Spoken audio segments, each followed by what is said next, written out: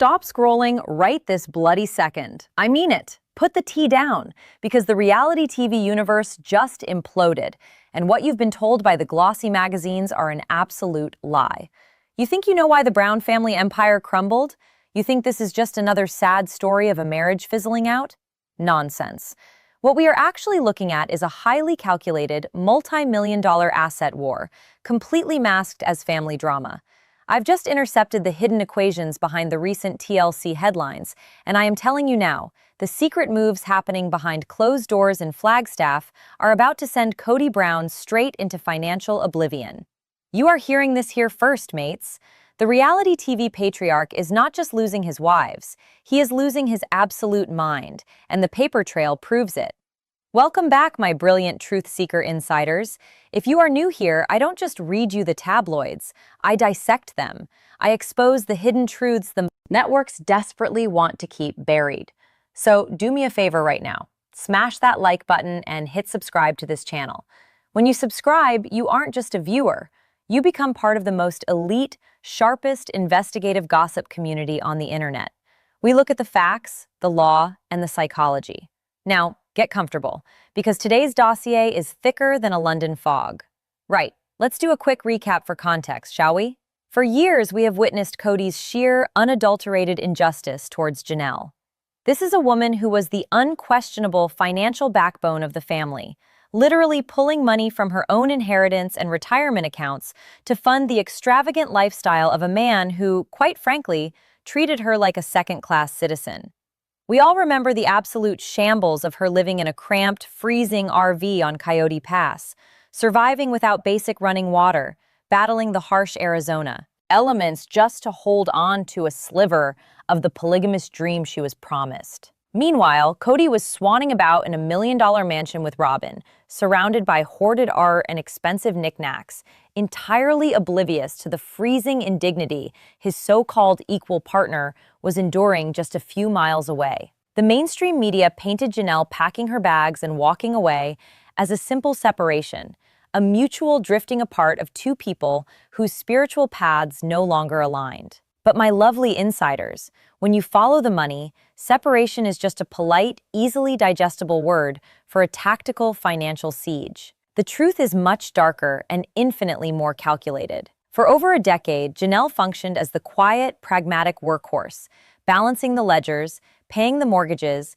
and subsidizing the catastrophic financial decisions of a patriarch whose ego vastly outstripped his business acumen. She watched her hard-earned equity bleed into Kody and Robin's sprawling real estate portfolio, while her own name was systematically marginalized on the deeds that actually mattered. Walking away was not a surrender. It was the opening salvo in a meticulously planned war to reclaim the wealth she had been manipulated into surrendering. She did not merely leave a toxic marriage. She abandoned a sinking corporate entity, taking her crucial revenue streams with her.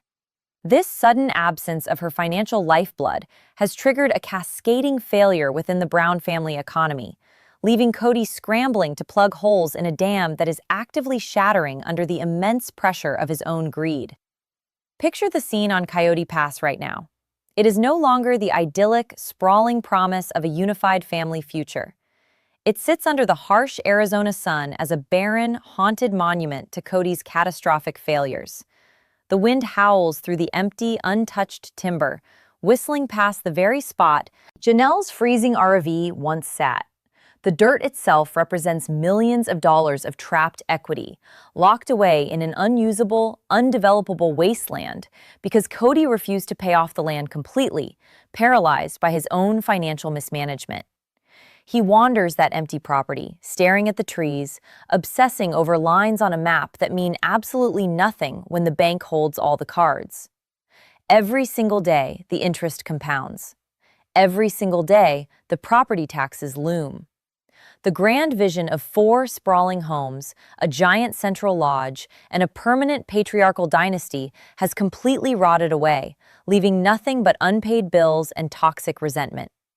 This physical wasteland is the exact battleground where Janelle has chosen to plant her flag. She isn't just fighting for numbers on a spreadsheet, she is fighting for her survival.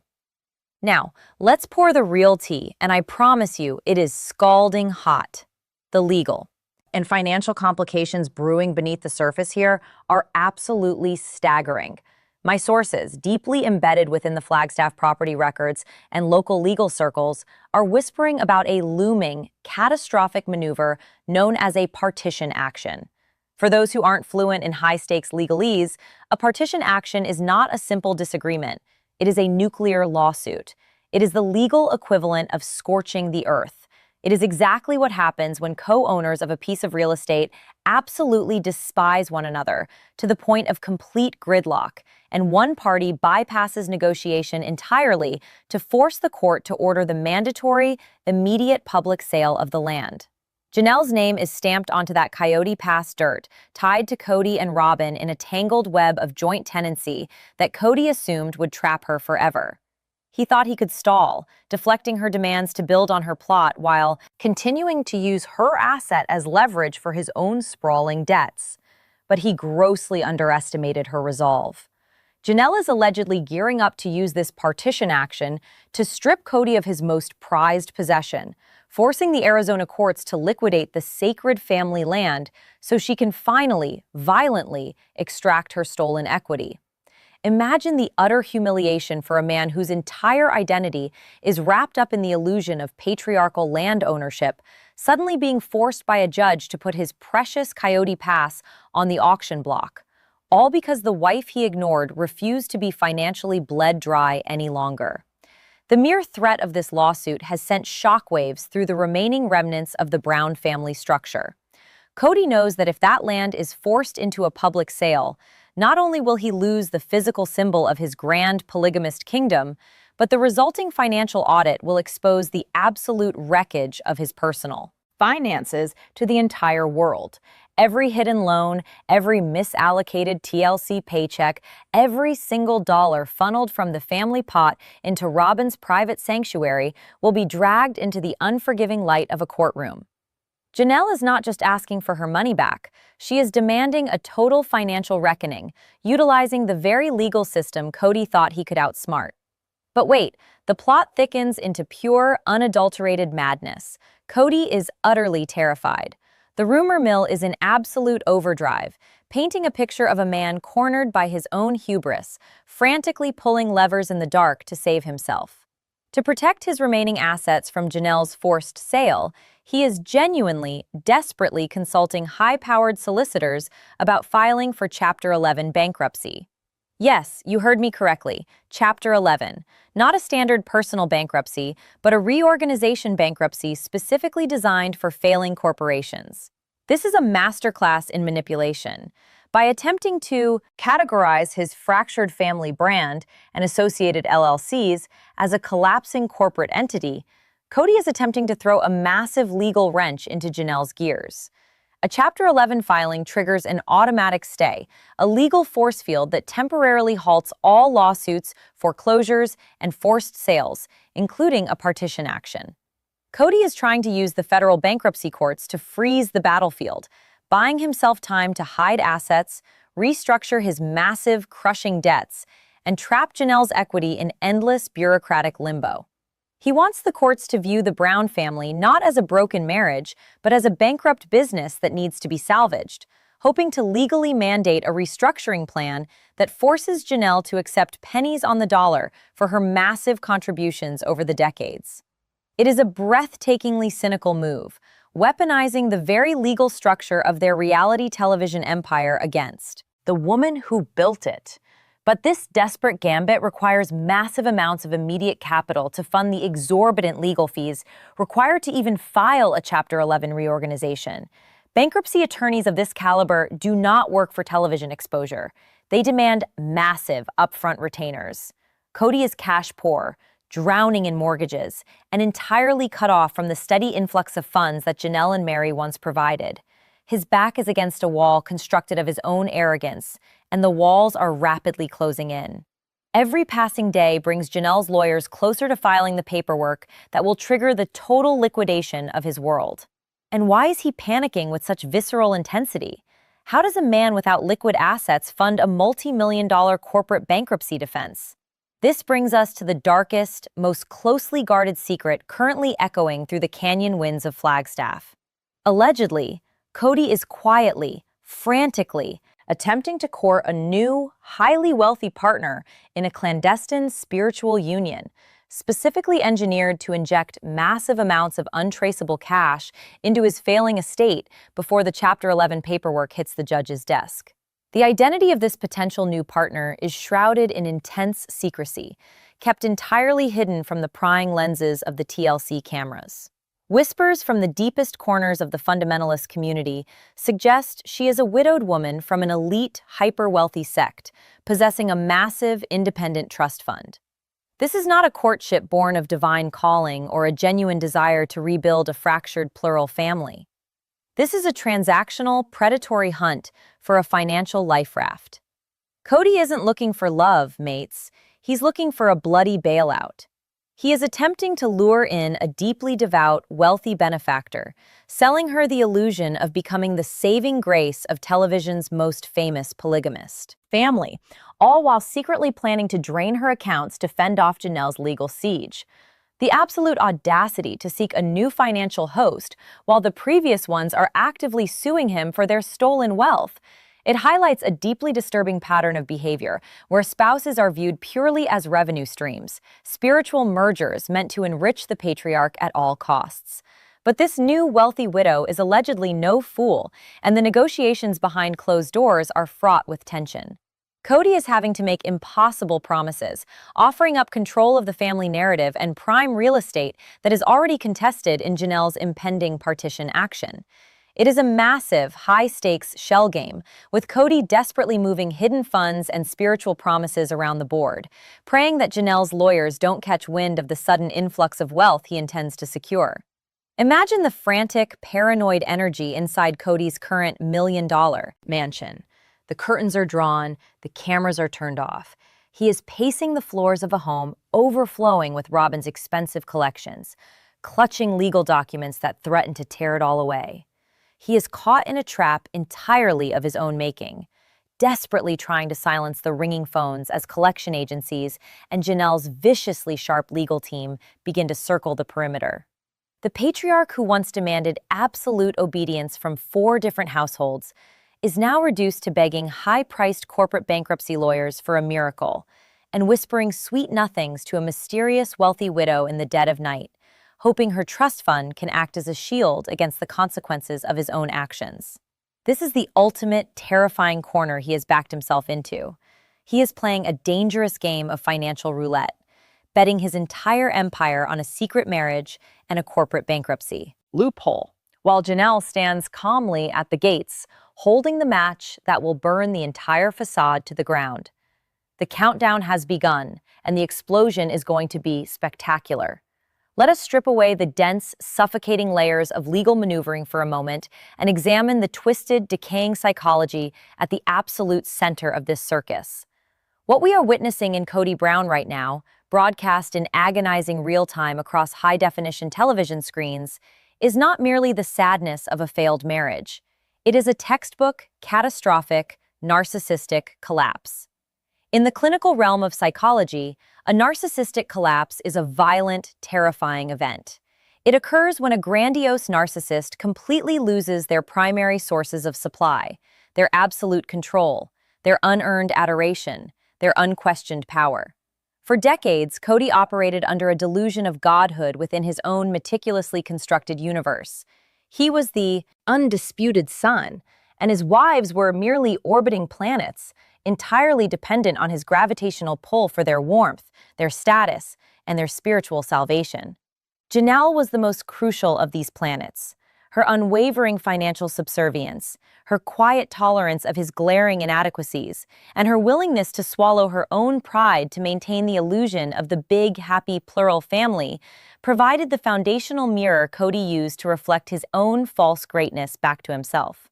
When Janelle finally packed her bags and walked away, she did not just break up with him. She shattered that mirror into a million jagged pieces. Without her unquestioning compliance and her bank accounts to prop up his fragile ego, the monster was left staring into the terrifying, empty void of his own mediocrity. This psychological shattering is manifesting physically, and the cameras are catching every single manic twitch. Look closely at his recent appearances. Jaw is perpetually clenched, grinding against the reality of his lost dominion. The eyes are wild, darting, filled with a frantic, cornered animal intensity.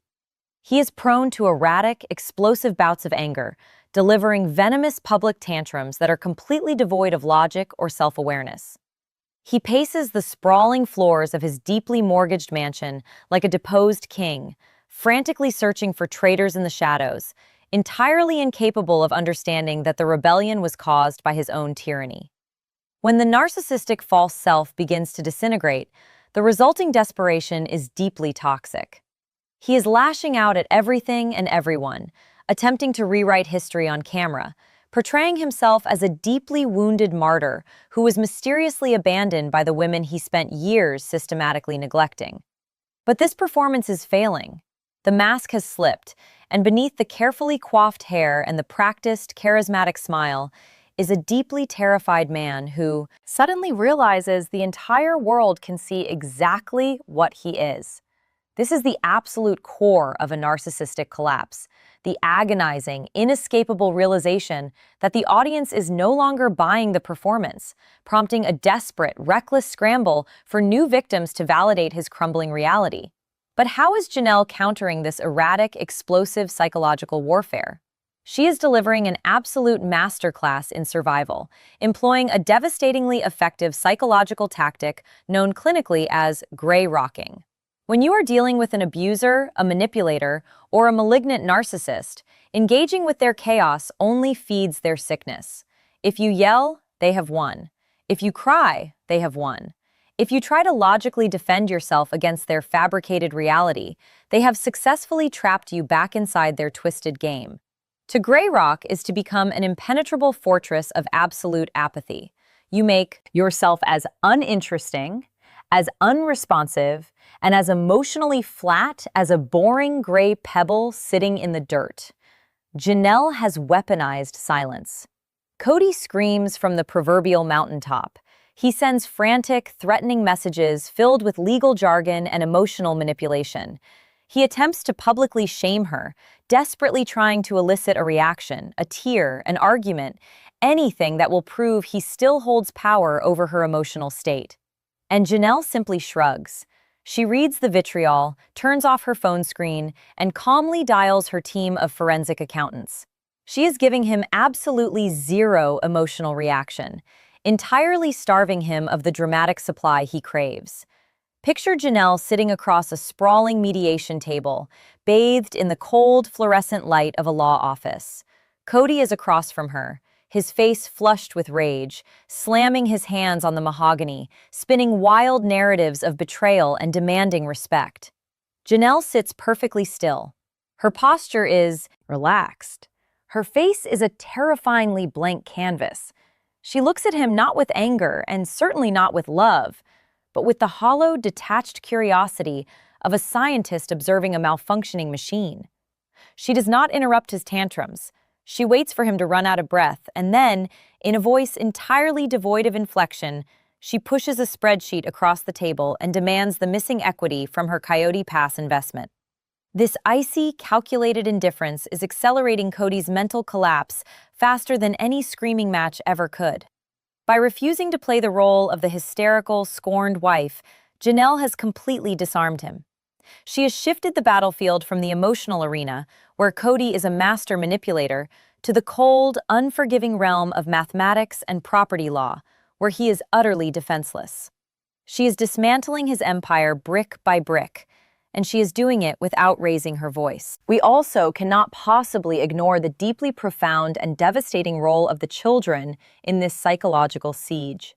The sons Janelle raised have witnessed the decades of financial abuse, the blatant favoritism, and the endless, humiliating compromises their mother was forced to endure. They are no longer the wide-eyed boys desperate for their father's fleeting, conditional approval. They have grown into fiercely protective men, and they have formed an absolute Praetorian guard around their mother. This is the most brutal, biological betrayal a patriarch can face. Kody's entire identity is rooted in the fundamentalist belief that the father is the unquestioned general of his family army. But his soldiers have mutinied. Janelle's boys are physically and emotionally shielding her from Kody's toxic reach. They are cutting off all avenues of communication, blocking his numbers, refusing to film with him, and acting as impenetrable bouncers at the door of Janelle's new life. If Kody wants to get to Janelle, he has to go through a phalanx of angry, fiercely intelligent young men who have zero tolerance for his manipulation. The patriarchal dynamic hasn't just shifted, it has been entirely, violently decapitated by his own offspring.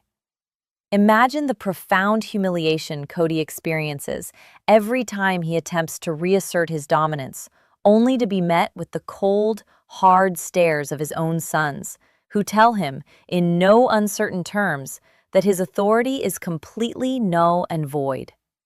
They are actively assisting Janelle in her legal strategy, helping her move assets, securing her independent housing, and providing the emotional validation that permanently broke Kody's spell. They are the living, breathing consequences of his failures as a father and a husband, standing before him as a unified wall of defiance. The very boys he hoped would carry on his grandiose legacy are instead the architects of his downfall, meticulously ensuring that their mother extracts every single cent she is owed. It is a breathtaking reversal of power, a Shakespearean tragedy playing out in the high desert of Arizona, where the exiled king is hunted by his own bloodline. And how is the television network handling this absolute, unmitigated disaster behind the scenes? Brilliantly, if you happen to be in the business of exploiting human misery for massive financial gain. The production pivot occurring right now is staggering in its predatory brilliance. TLC executives are not stupid. They are staring at the daily footage rolling in from Flagstaff, watching Kody's terrifying descent into paranoia and Janelle's icy, calculated vengeance. And they know the old, happy, polygamous narrative is dead and buried. You cannot sell the illusion of a harmonious, spiritually enlightened, plural family when the patriarch is screaming at the cameras and his wives are consulting bankruptcy lawyers and forensic accountants. But rather than pulling the plug on a dying show, the network is aggressively weaponizing Kody's downfall. They are secretly, ruthlessly restructuring the contracts to completely isolate Kody, turning the cameras into instruments of his own destruction. For years, Kody acted as the primary negotiator for the family, allegedly pooling the TLC paychecks into a single, massive family LLC that he heavily controlled, doling out allowances and using the collective income to disproportionately fund his life with Robyn. He held the financial leash, using the television money to keep his wives compliant. But the network has smelled the blood in the water. They know that the audience does not want to see Kody win. The audience is rabidly, violently hungry for Janelle's revenge. Consequently, TLC has reportedly bypassed Kody entirely, opening direct, clandestine negotiations with Janelle's legal team. They are offering her an unprecedented, standalone financial victory, a massive pay bump, ironclad solo contracts, and highly lucrative potential spin-off clauses. But all of it is deeply conditional. The condition is that Janelle must violently break the fourth wall. She must agree to spill the darkest financial realities of the marriage on camera. She must allow the camera crews into the offices of her lawyers. She must let the microphones capture the exact moment she signs the partition action. The network is essentially bankrolling Janelle's legal war chest, paying her premium, top-tier reality television rates specifically to document Kody's total annihilation on national television. It is a stunning, deeply cynical corporate maneuver. TLC is systematically turning Kody Brown into the ultimate reality TV villain, a tragic, pathetic figure whose financial ruin will be broadcast in ultra-high definition to millions of gleeful viewers. They aren't trying to save his reputation or protect the family brand. They are building a coliseum and handing Janelle the sword. Every time Kody signs a release form to appear on camera, he is unwittingly agreeing to participate in his own public execution. The network producers are carefully framing him in shadows, lingering on his manic expressions, subtly editing the footage to